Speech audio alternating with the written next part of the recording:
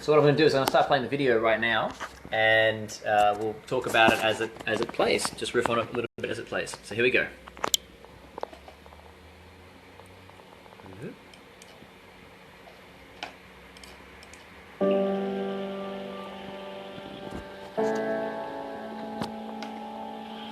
One of the interesting things about music that touches our soul, music that induces melancholy, perhaps a bit of sadness, is the question, why would we do that to ourselves, right? Why would we listen to a song that makes us cry? What kind of sick pleasure do we get from nostalgia, right?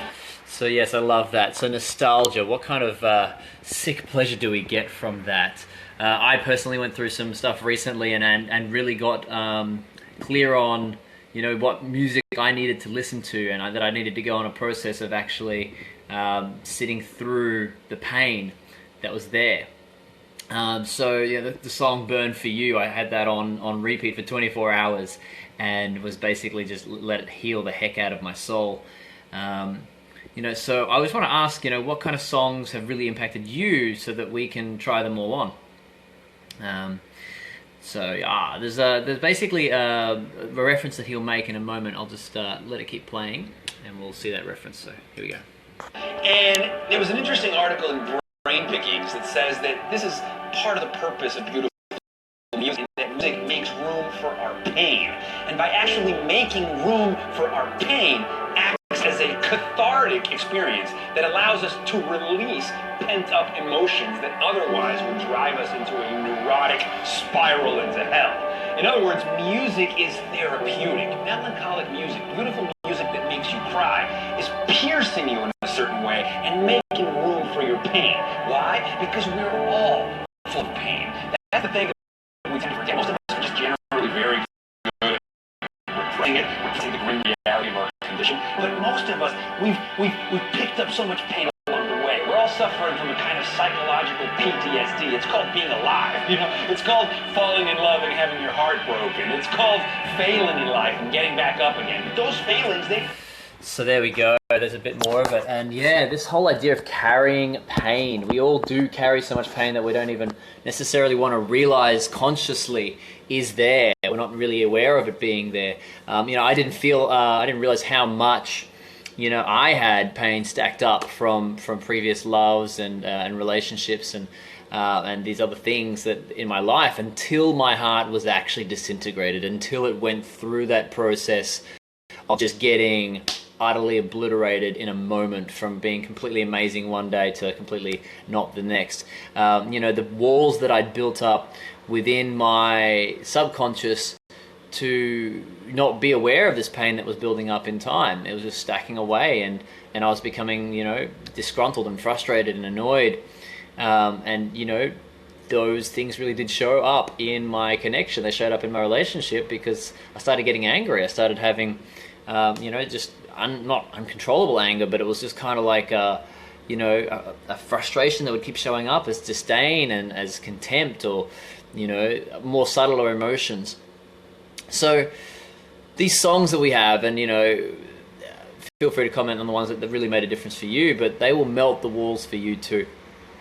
And these kind of build-ups, they can come from day by day. We don't even necessarily have to have big things happen for us to feel this pain. It can be a tiny bit of pain every day that stacks up in our subconscious. So, you know, these little disappointments with a beloved, or, you know, with a business not meeting anywhere near the targets that we set for it, our career not going the direction we want it to go, or even just general nihilistic inkling of, you know, what's it all about, which can just stack on.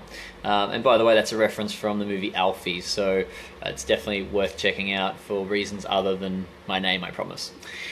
Great movie.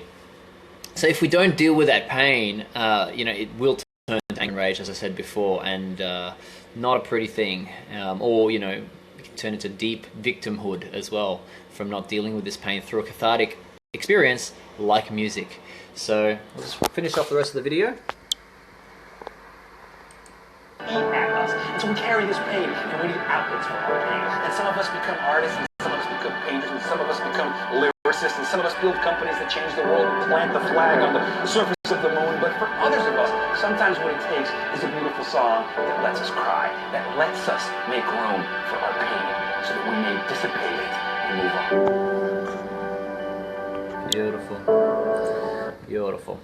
So, now I'm on the other side of the most pain I've ever felt in my life. And I believe a big chunk, welcome Jordan to the cast, by the way.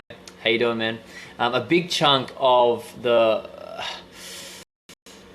reason why I'm on the other side of it actually is because I felt the pain fully through a process like music.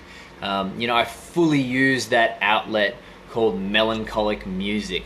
It just wants to be like used and abused because it's been neglected as a concept, as a thing. And when we go through that process, when I went through that process, it allowed the pain to just roar up and out of me, and and then dissipate and literally leave my system. So that even though I've been through the hardest thing I've ever been through, I feel incredible compared to how I was in previous breakups that hurt me far less. And so yeah, it's kind of strange being brought to that extreme, being brought to that edge and breaking, and then allowing the breaking to do its thing and to melt us completely, our ego just destroyed. And so and now my heart is open to love again. So that's a really, really good thing to be in that space and to be processed in a way of all the pain, so that the baggage doesn't come into the next connection and the next connection.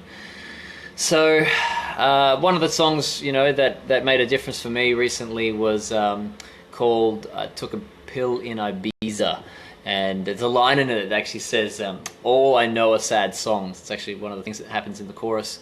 So that was it's a very cool song as well. It's about life. Hey Tom, welcome to the cast. It's about the kind of pointlessness of life. And maybe check out that song if you want as well. I'm not suggesting that you go that as far as really just focusing on sad songs, but perhaps next time your heart needs a healing, you could try a sad song playlist for the evening and just see what that feels like. So that's it for today, guys. Thank you so much for joining in and watching, and looking forward to seeing you next time tomorrow at 7 p.m. If you've got a better time suggestion for me, let me know. I'm thinking about putting it on later in the evening. Really like to know if a later time would work better for you or an earlier time. Take care, guys. Love all your faces. See you later.